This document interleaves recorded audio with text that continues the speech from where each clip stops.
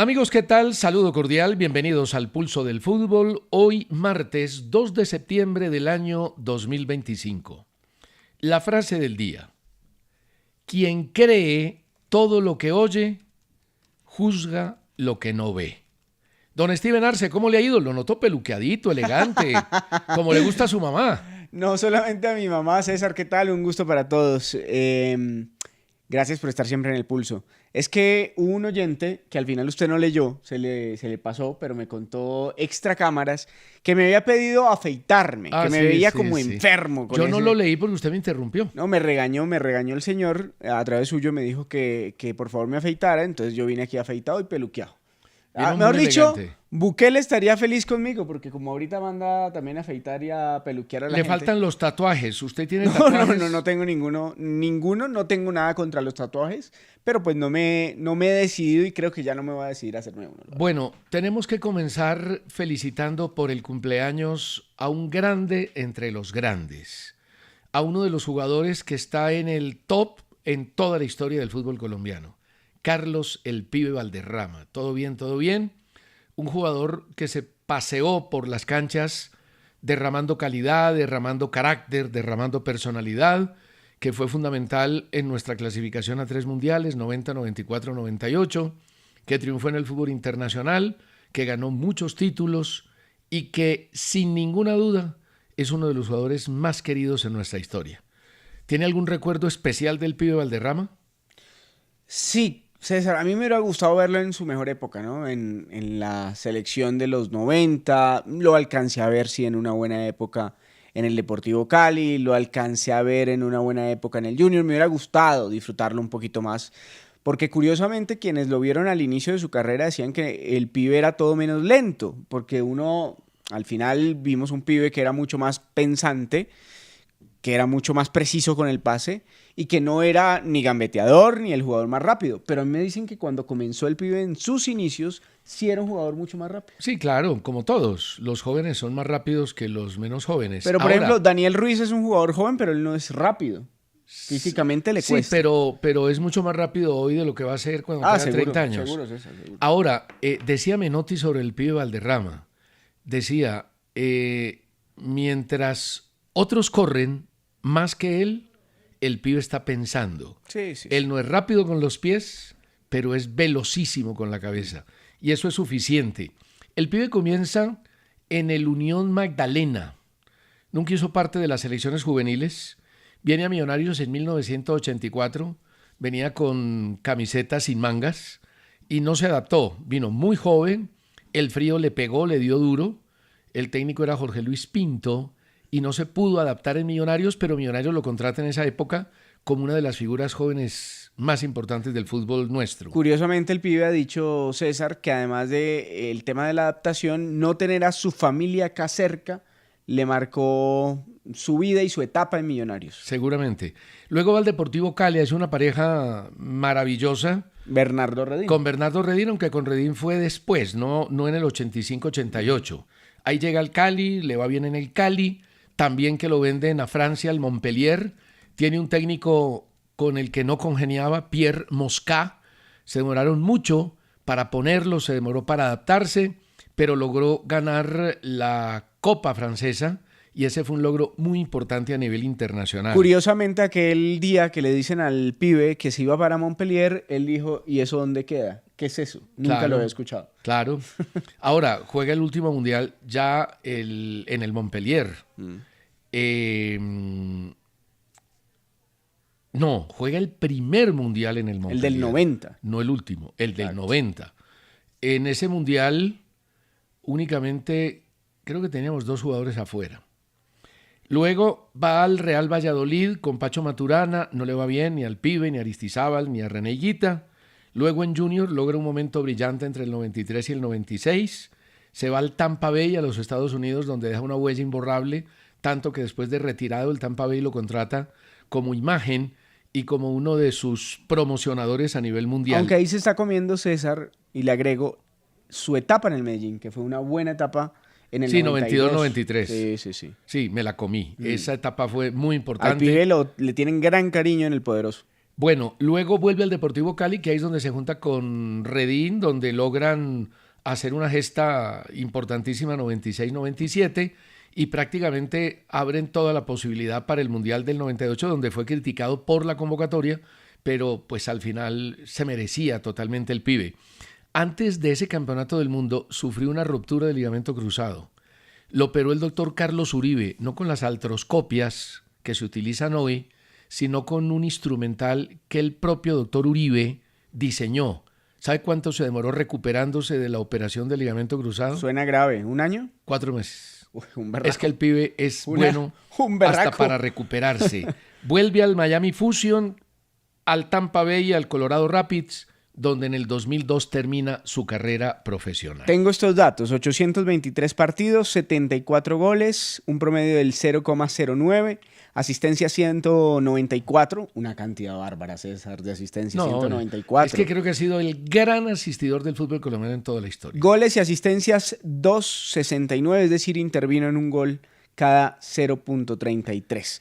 La verdad es que lo del pibe es fantástico, todo mi respeto para Carlos, el pibe Valderrama, y además un hombre que yo creo que está en la cultura pop de Colombia, sí. Porque aunque a usted no le guste el fútbol, sí me gusta la cultura pop. Usted le tiene que gustar exactamente, sí. Usted tiene que saber quién es el pibe Valderrama. Sí, de alguna manera tiene que saber quién es el pibe. Además el pibe es un personaje que siempre tuvo una identidad y que no tuvo pelos en la lengua.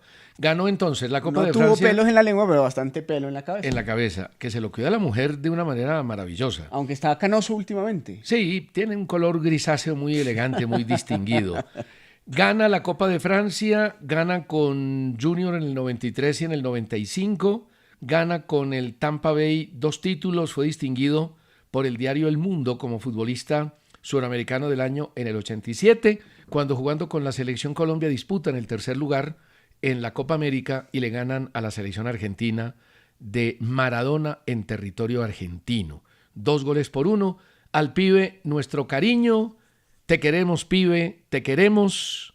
Todo bien, todo bien. Grande entre los más grandes. Un tipazo. Ahora, me pregunto yo si hoy en el fútbol mundial una figura como el pibe triunfaría, César. Claro que triunfaría. La calidad pero nunca como estará ahora ausente. Los técnicos claro piden que triunfaría. El 10 regrese, ahora, seguramente, que el 10 recupere. Seguramente si el pibe hubiera nacido en esta época hace 25, 30 años, está cumpliendo 64. 64, sí. 64 años. Seguramente que si el pibe hubiera nacido 30 años después o 35 años después, tendría otra velocidad y otra condición atlética y física. Pero el pibe nunca necesitó de más en lo físico para ser el pibe Valderrama. Una frase célebre del pibe cuando le preguntaron, bueno, ¿y usted qué ganó? Porque de usted se habla mucho, pero ¿usted qué ganó? ¿Y sabe qué responde el pibe? Sí. Me gané el respeto del mundo del fútbol. Del mundo del fútbol. Además lo identifican en todo el mundo. Donde vaya el pibe Valderrama, retirado hace más de 30 años, lo reconocen, le piden fotos, le piden autógrafos. No, pues Ronaldinho dijo que era uno de sus ídolos. Y él siempre querido, claro, siempre querido, atiende absolutamente todo. Bueno, alguien dijo por ahí, voy a leer un correo, que a Dairo Moreno lo habían convocado por tema comercial, que había una presión de la Federación Colombiana. Oiga, la capacidad de inventar que hay en este país, de chismosear, de generar caos, ¿cómo pueden decir que a Dairo Moreno lo convocaron por un aspecto comercial? Dice don Gilberto Nevo desde Bogotá, oyente habitual del Pulso. Me preocupa la convocatoria de Dairo Moreno por temas comerciales.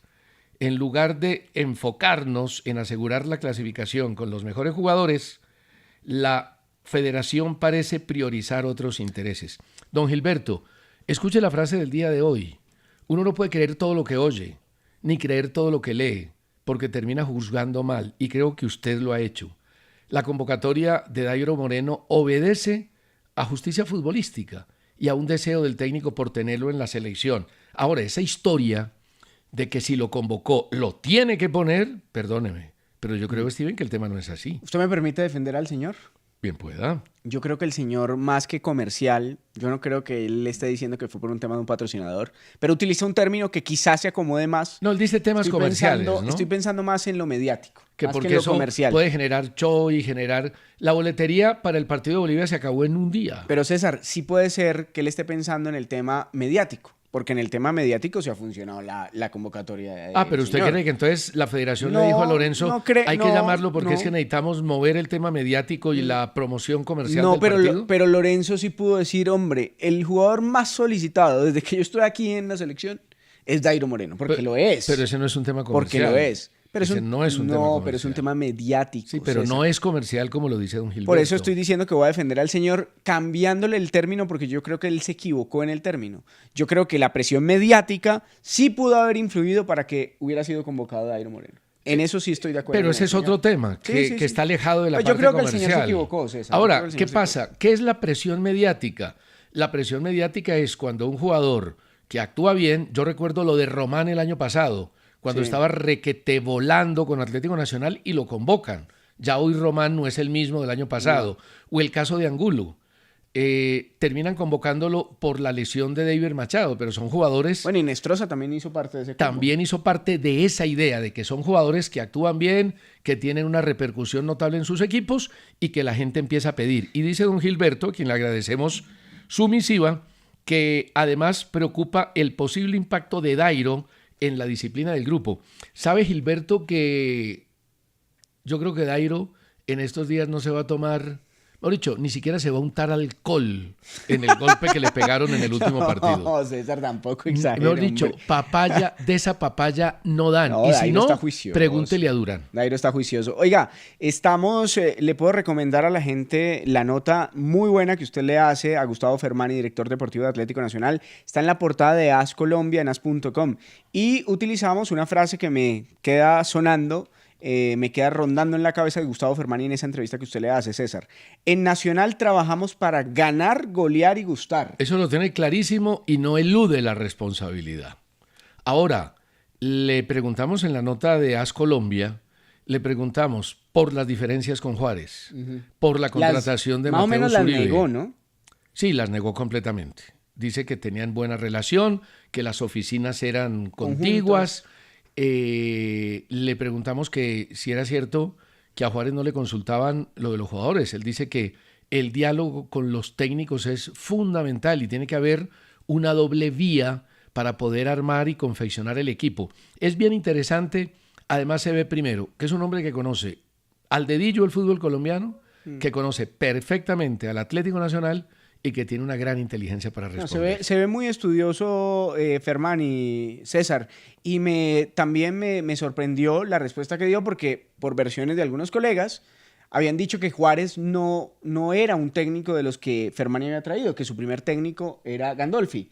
Y resulta que Fermani dice, tuve todo que ver con la traída de Juárez a Atlético Nacional. Entonces, hay cosas muy reveladoras en la entrevista, los invito a que la vean en as.com, muy buena entrevista de César Augusto. Aunque en Medellín dicen que la traída de Juárez no implicó a Fermani. No, pero él dice que sí. Él dice que tuvo sí. Todo que ver con Correcto, la traída. pero en Medellín afirman, y gente muy cercana al cuadro Atlético Nacional, que no tuvo absolutamente nada que ver. Primero que el equipo que ganó los 2 títulos con Juárez lo armó Repeto, en eso sí no hay duda. Lo armó Repeto, después llega Fermani. Y otro tema es que él habla sin tapujos de todo lo que le preguntamos. Ahora, que la gente le hasta crea de o no, las críticas. Usted le pregunta por las críticas, claro. Y dice... Y habla de Gandolfi respeto. Y de su solidez hoy como técnico de Atlético Nacional. Y para también, que la lean. Exacto, que eso es lo más importante porque mucha gente se puede inventar algunas fábulas sobre una posible salida de Gandolfi y ahí creo que queda bastante bien la respuesta bien clara de parte de quién es el hombre hoy fuerte de la parte deportiva de Atlético Nacional. Bueno, los equipos que más gastaron en la temporada, ya se cerró el libro de contrataciones en Europa y se quedaron un montón de buenos jugadores sin contrato. Pues más adelante los damos. Sin contrato no, pero por ejemplo Lucumí se quedó con las ganas de ir al fútbol inglés. César, pero le bonificaron un montón de cosas. Sí, pero él sigue jugando y tiene contrato, pero es que hay jugadores que están volando, que se quedaron sin contrato en Europa. Pero qué bueno por Les va a tocar ir a Arabia, a Asia o América incluso. Le subieron el 30% del sueldo, es lo que se dice hoy en Italia, y además le doblaron las bonificaciones por objetivos. Así que a Lucumí no se va al fútbol inglés, César, pero queda con un muy buen contrato. Mire, el Liverpool invirtió 482 millones de euros. Pero ya les voy a contar cómo fue el negocio del Liverpool, que cada vez demuestra más sentido de estabilidad financiera, más coherencia y más trabajo en el proyecto deportivo. Chelsea 328, Arsenal 293, Newcastle 289, Manchester United 250, Nottingham Forest 236, Tottenham 210, el City 206, Leverkusen 198 y el Sunderland 187. En los primeros 10, don Steven Arce, para que vea usted el poder del fútbol de Inglaterra, y ya lo vamos a hacer por países, hay 9 equipos ingleses. El único que se le cuela, porque se dice cuela y no cola, Sí. usted es de los que dicen, No, ¿yo me cuela, colo? cuela. Cuela. Ujú. Porque uno no dice mordo, sino muerdo. Señor. ¿Sí? Señor. Y no dice soldo, sino sueldo.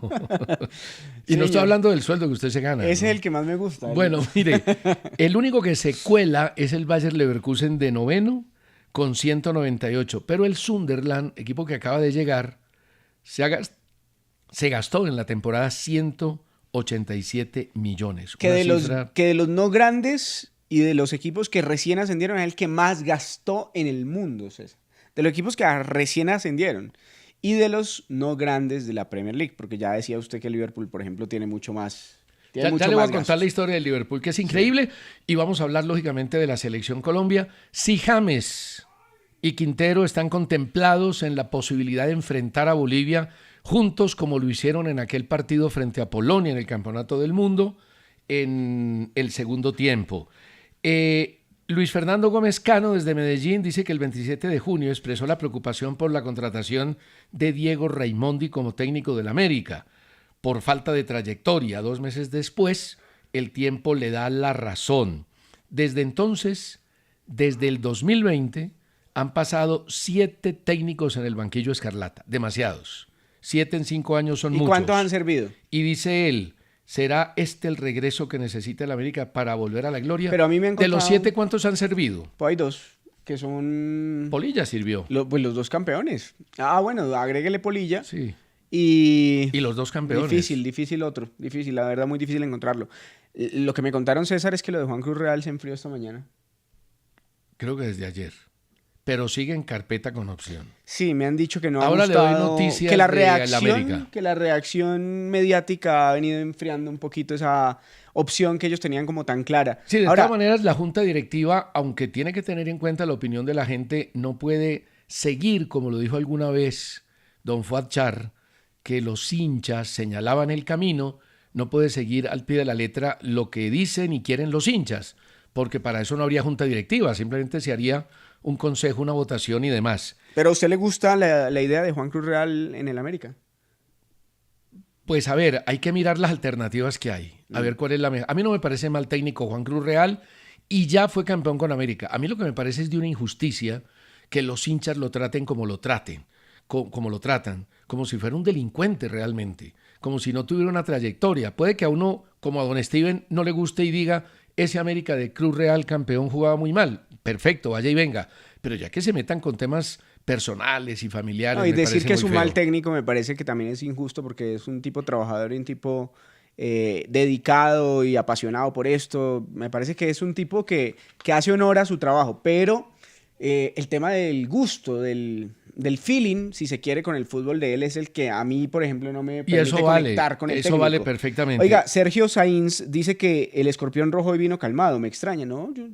Lo Es pasa que se yo afeitó todo el y te- se motiló, entonces eso le quita una carga de impetuosidad notable. Él es medio No. sansonesco. Lo que pasa es que no ha dicho ninguna locura don César Augusto hoy, entonces por eso estoy tan tranquilo. Pensé que con lo de Cruz Real se iba a alborotar. No. Diego Fernando Cobo dice que deberían dejar a Alex Escobar. Y Pedro Antonio Rodríguez Fonseca, desde la bellísima San Andrés, dice que no le doy importancia a un técnico que no puede estar en la No, si raya, hay un- referente a los que están o dirigieron y están libres. Si hay un técnico hoy que ha hecho la carrera y que es de la casa, si se quiere un técnico de la casa, es Gerson González, pero Gerson está hoy en Europa en segunda división. ¿A usted le gusta más Gerson que Alex? Sí. Bueno, Me parece que una tiene más pausa y experiencia. vamos a hablar de selección.